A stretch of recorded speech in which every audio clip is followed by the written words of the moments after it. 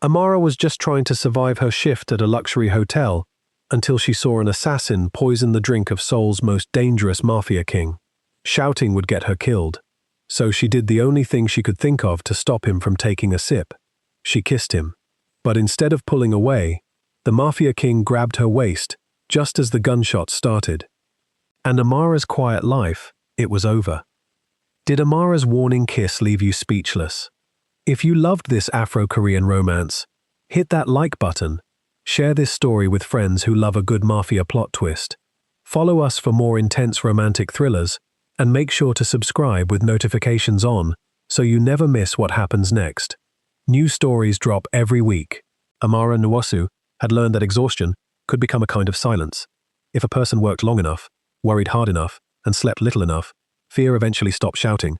It settled inside the bones and waited. That was how she survived Seoul. By day, she translated product listings for an export company. In the evenings, she served drinks at the Imperial Crown Hotel. After midnight, she cleaned offices in Yoedo. Every one that remained after rent and food went toward a debt she had never created. Her younger brother, Chidera, had come to South Korea on a technology scholarship. Bright, ambitious, and desperate to change their family's future, he had trusted a classmate who promised extraordinary returns from a private digital currency exchange. The investment was a fraud. The money Chidera borrowed belonged to the Iron Crows, a criminal lending network with roots in Busan and contacts across the country. Then Chidera disappeared. For 11 months, Amara had received no call, no message, and no proof that he was alive. The Iron Crows had simply transferred the debt to her. They took her wages, followed her between jobs, and reminded her that running would only make the price higher. On the night her life changed, Amara was carrying a tray of crystal glasses through a private lounge in the Imperial Crown. The room had been reserved for two men. One was Chairman Kwon Jae-sik, a silver-haired investor known for buying failing companies and stripping them for parts. The other was Seo Do-yun. Everyone in Seoul knew that name. Officially, Do-yun was the chief executive of Seoul Meridian Group, a logistics empire controlling warehouses, shipping routes, and private security contracts throughout East Asia. Unofficially, people lowered their voices when they spoke about him. Some called him the Night Chairman. Others called him a mafia king in a tailored suit. Amara had never cared which stories were true.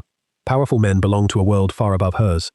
Then she heard Chairman Kwon whisper to his assistant near the service corridor, "Use the blue vial.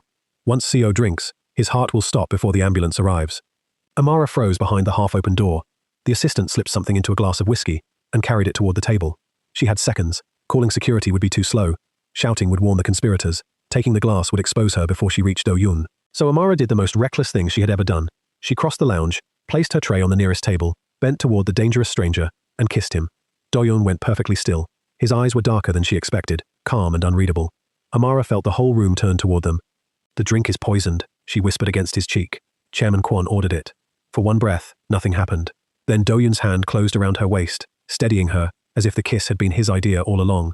"I was wondering who would warn me," he murmured. Chairman Kwon's face changed. His assistant reached inside his jacket. Do-yun moved first. He pulled Amara behind the heavy stone bar, just as the first shot broke the mirrored wall.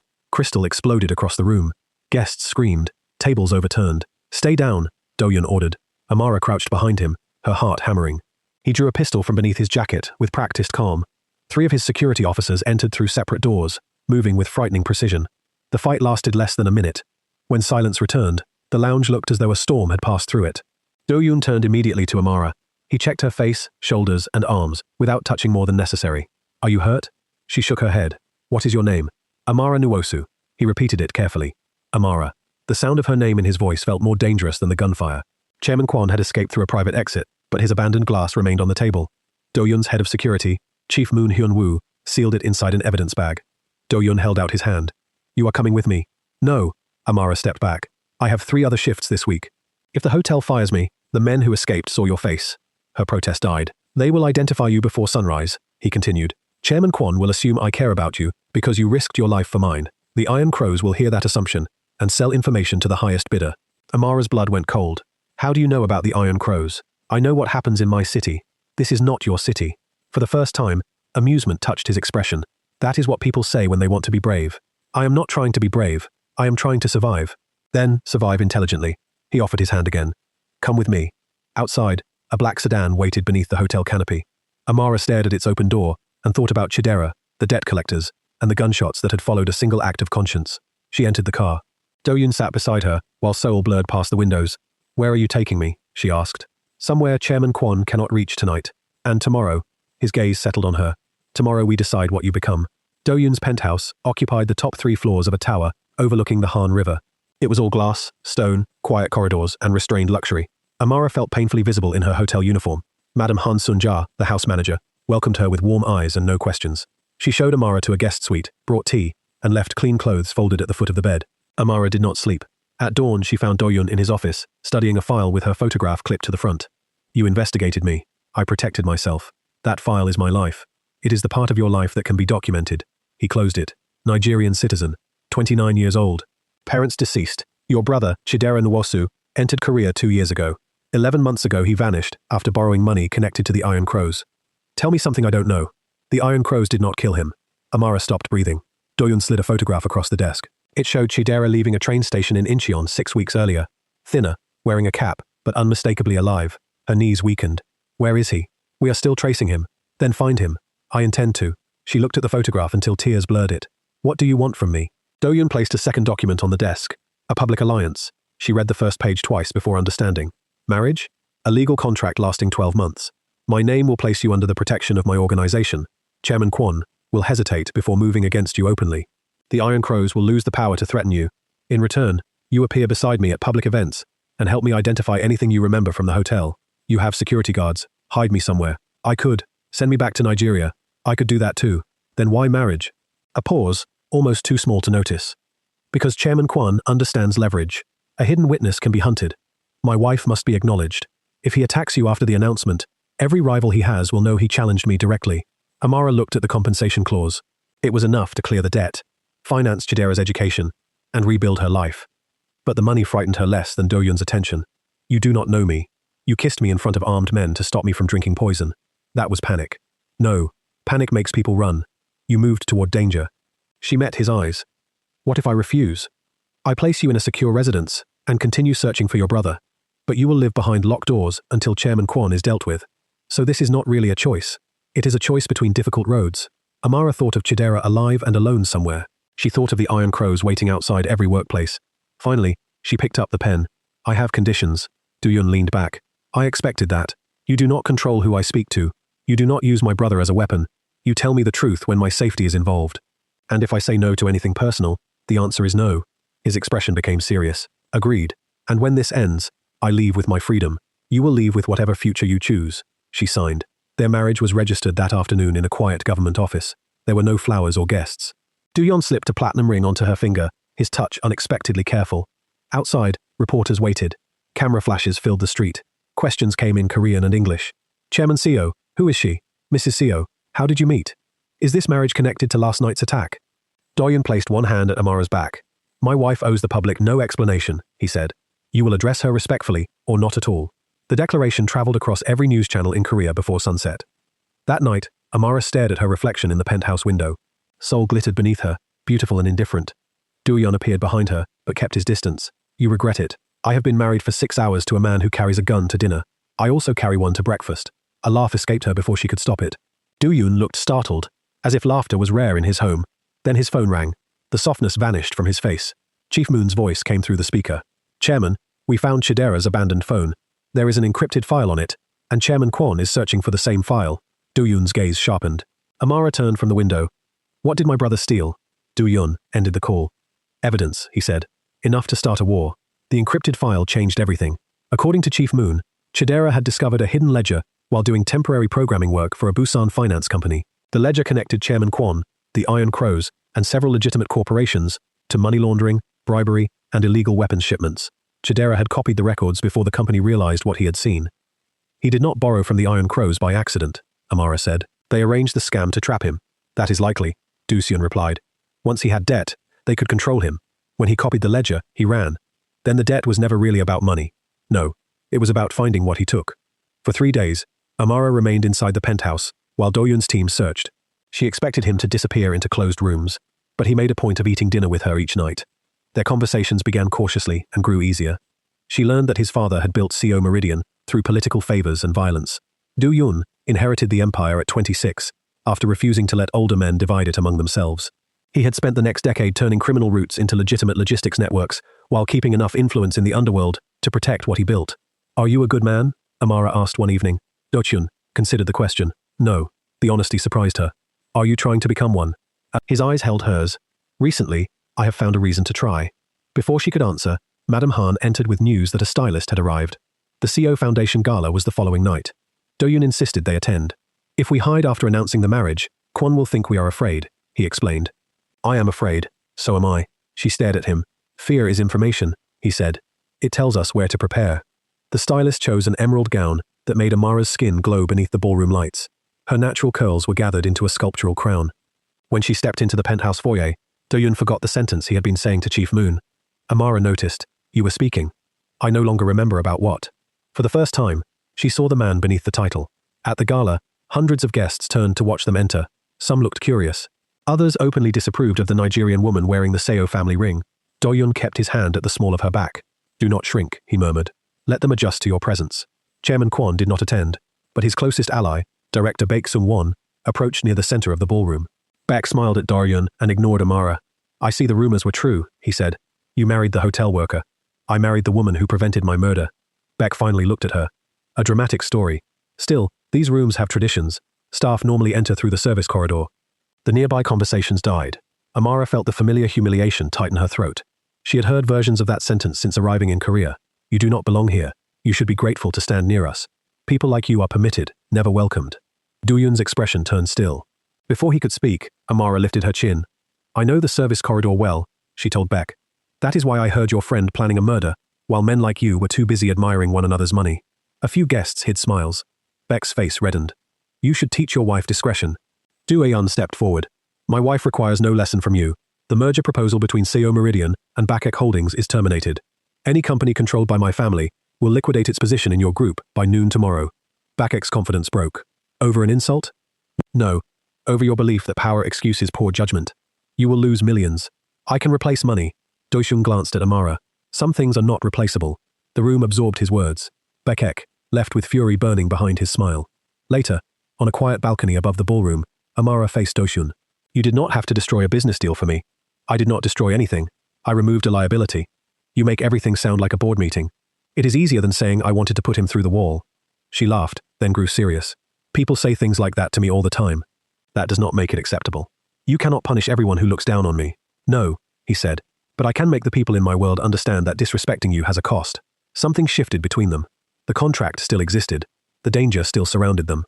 Yet when he offered his hand, Amara took it because she wanted to, not because cameras were watching. On the drive home, Chief Moon called. We traced Chidera, he said. He is hiding near Incheon Port. But Kwon's men are moving toward him now. Do-yun ordered the driver to change direction. I am coming with you, Amara said. No, he is my brother. And that is why you cannot think clearly. Do not mistake fear for weakness.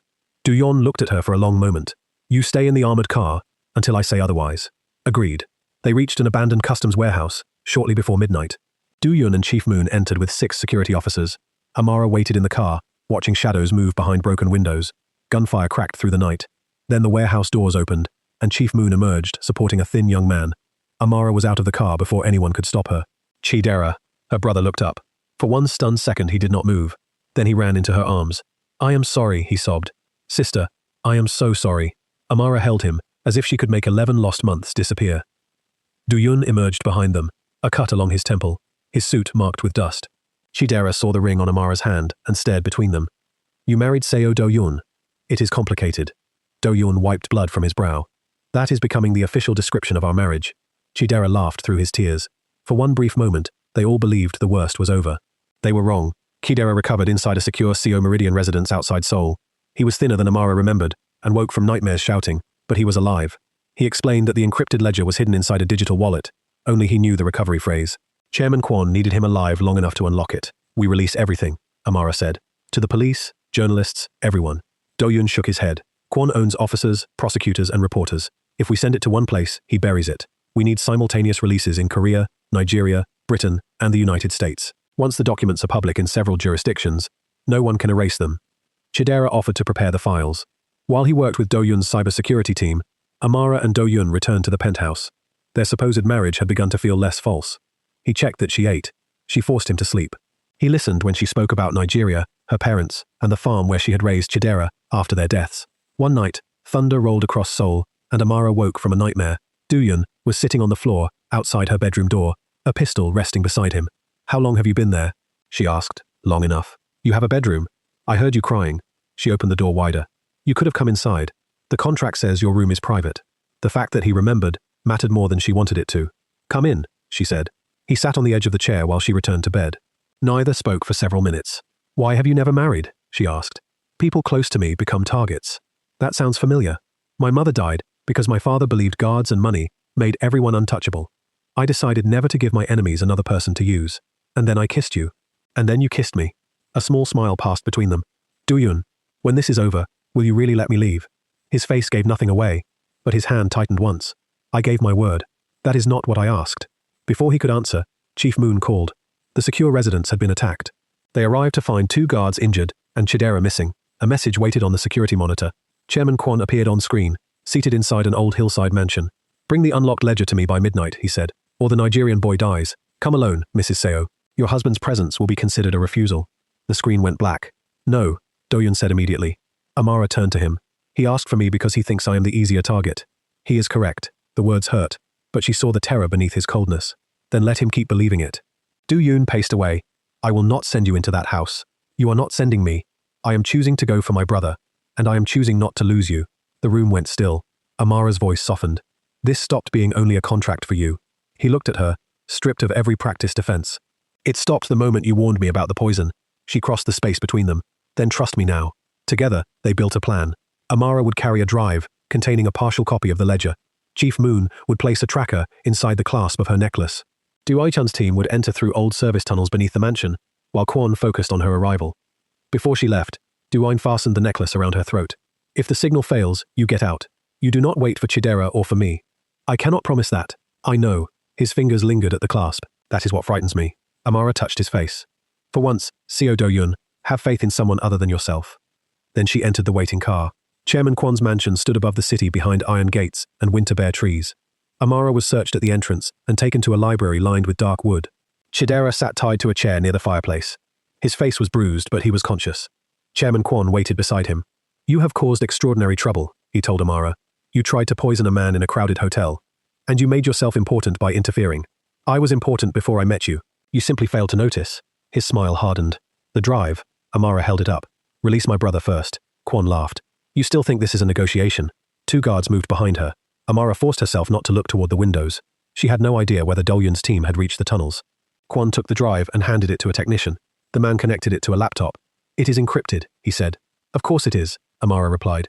"Chidera enters the phrase after you free us." Kwon crossed the room and struck her. Pain flashed across her cheek. Chidera shouted and fought against his restraints. Amara straightened slowly. "You should not have done that," she said. Kwon smiled. "Is the Night Chairman coming to punish me?" "No, I am." She pressed the stone in her ring. The emergency signal Chief Moon had added hours earlier. The mansion's lights died. Darkness swallowed the room. Amara dropped to the floor as glass shattered above her. Shouts erupted in the corridor. The library doors burst open, and Do-yun's security team entered through smoke. Kwon grabbed Amara and dragged her upright, pressing a gun against her side. "Stop!" he shouted. Emergency lights flickered on. Do-yun stood in the doorway, weapon raised. His expression was terrifyingly calm. "Let her go. Drop the gun." Do-yun obeyed.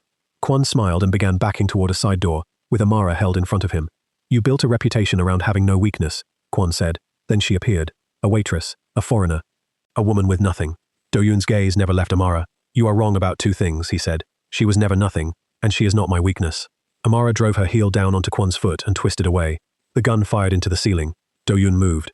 In seconds, Kwon was disarmed and pinned to the floor. Chief Moon freed Chidera while the security officers secured the remaining guards. Do-yun came straight to Amara. His hands framed her face, careful around the swelling on her cheek. "Are you hurt anywhere else?" "I am fine. You are never doing that again. We can discuss it when my brother is safe." Chidera appeared beside them, supported by Chief Moon. "The files," he said. "We need to release them now." On Kwon's own computer, Chidera entered the recovery phrase. Copies of the ledger went simultaneously to international journalists, financial regulators, anti-corruption units, and prosecutors outside Kwon's influence. Within an hour, every major network in Korea was reporting the scandal. Chairman Kwon watched his empire collapse from the floor of his library. "You think this makes you clean?" he spat at Do-yun. "You are no better than I am." Yun looked at the man for a long moment. "Perhaps not," he said. "But tonight, the difference is that she gave me something worth becoming better for." Police units not controlled by Kwon arrived with federal investigators. The evidence was too public to bury. Kwon, direct to Beck, and senior members of the Iron Crows were arrested before dawn. In the ambulance, Amara sat beside Chidera while a medic examined them. Do-yun stood outside in the cold, watching through the open doors, as if he feared she might disappear. Amara held out her hand. He entered the ambulance and took it. Neither of them let go. 3 weeks later, the first spring rain washed the dust from Seoul. Chidera entered a protected witness program while cooperating with investigators. The evidence he preserved led to arrests in Busan, Seoul, and 3 other countries. The fraudulent debt was declared unenforceable, and every payment Amara had made was returned through a victim's compensation order. For the first time in years, no one was hunting her. Freedom should have felt simple. Instead, it arrived with a deadline. The danger clause in the marriage contract allowed either party to end the agreement once the threat was neutralized. Amara found the termination papers waiting in Do-yun's office. They were unsigned. He stood by the window, watching rain move across the river. "You kept your promise," she said. "So did you. My brother is safe. Kwon is in custody. The Iron Crows are finished." "Yes." Amara placed her wedding ring on the desk. The small sound seemed impossibly loud. Do-yun did not turn around. "Is this what you want?" he asked. "You told me I would leave with whatever future I chose." "I did. And you never asked what future that was." His shoulders tightened. "I did not want to influence your answer. You influence every room you enter. That is different." "No, Do-yun. It is control dressed as sacrifice." He finally faced her. The cold, composed chairman was gone. In his place stood a man who looked as if he had prepared himself to lose the one thing he could not replace. "I do not know how to ask someone to stay," he said. "In my family, love was used as leverage. My father kept people through fear, money, and obligation. I refused to become him. So you decided to let me walk away, without knowing whether I wanted to. I decided your freedom mattered more than what I wanted." Amara picked up the ring again and walked toward him. "Then hear my choice." He went still. "I do not want the penthouse, the money, or protection purchased with a name. I want honesty. I want breakfast when neither of us has slept. I want you to stop pretending you are made of stone. I want to argue with you when you become impossible, and laugh when you accidentally make jokes." She placed the ring in his palm. "And I want you to ask properly." Do-yun stared at the ring, then lowered himself to one knee. For once there were no cameras, no reporters, no gunfire, and no enemies watching. "Amara Nwosu," he said, his voice rougher than she had ever heard it. "Will you marry me without a contract, without a deadline, and without any promise that our life will be easy?" She smiled through tears. "Yes." He slid the ring onto her finger again. This time, when he kissed her, it was not a warning, a performance, or an act of survival. It was a choice, made freely by both of them. Their real wedding took place in 2 ceremonies. The first was held in Enugu, beneath a bright Nigerian sky, surrounded by Amara's extended family, music, dancing, and enough food to feed an entire village. Do-yun wore traditional attire chosen by Amara's aunt, and endured hours of teasing from Chidera with unexpected patience. The second ceremony took place in Seoul, in the garden of the Seo Foundation. Madam Han cried openly. Chief Moon pretended not to. Chidera gave a speech about second chances and the dangerous consequences of his sister's courage. Amara used part of her compensation to establish the Nwosu Bridge Initiative, helping foreign students in Korea identify financial scams, access legal assistance, and find safe housing. Chidera completed his degree in cybersecurity and joined the initiative as its technical director. Do-yun restructured CO Meridian's private security division and withdrew from the most violent parts of the organization he had inherited. The change created enemies, but it also created something he had never possessed before, a future he was not ashamed to share. One evening, after a long foundation meeting, Amara found him waiting in the Imperial Crown Hotel's renovated lounge. The shattered mirrors had been replaced. The marble bar gleamed beneath warm lights. On the table sat 2 untouched glasses of sparkling water. "You brought me back to the place where people tried to kill us," she said. "I was told romance requires sentiment. Your advisors are improving." He held out his hand. "Dance with me. There is no music." "There was no music the first time you kissed me either." She stepped into his arms. Below them, Seoul moved in rivers of light. Above the bar, the security cameras recorded nothing more dangerous than a powerful man smiling at his wife, as if he still could not believe she had chosen him. "What would you have done if I had not warned you that night?" Amara asked. "I would have survived." "You sound very certain. I had already replaced the poisoned glass." She pulled back. "You knew." "I suspected. Then I nearly got shot for nothing." "No." He drew her closer. "You showed me that someone could see danger and move toward me instead of away. That was not nothing." Amara rested her head against his chest. Once, she had believed survival meant becoming invisible. Do-yun had believed survival meant needing no one. They had both been wrong. Sometimes survival was a hand held out in the dark. Sometimes it was a warning whispered against a stranger's lips. And sometimes, the most dangerous choice a person could make was also the one that finally led them home. Did Amara's warning kiss leave you speechless? If you loved this Afro-Korean romance, hit that like button. Share this story with friends who love a good mafia plot twist. Follow us for more intense romantic thrillers. And make sure to subscribe with notifications on so you never miss what happens next. New stories drop every week.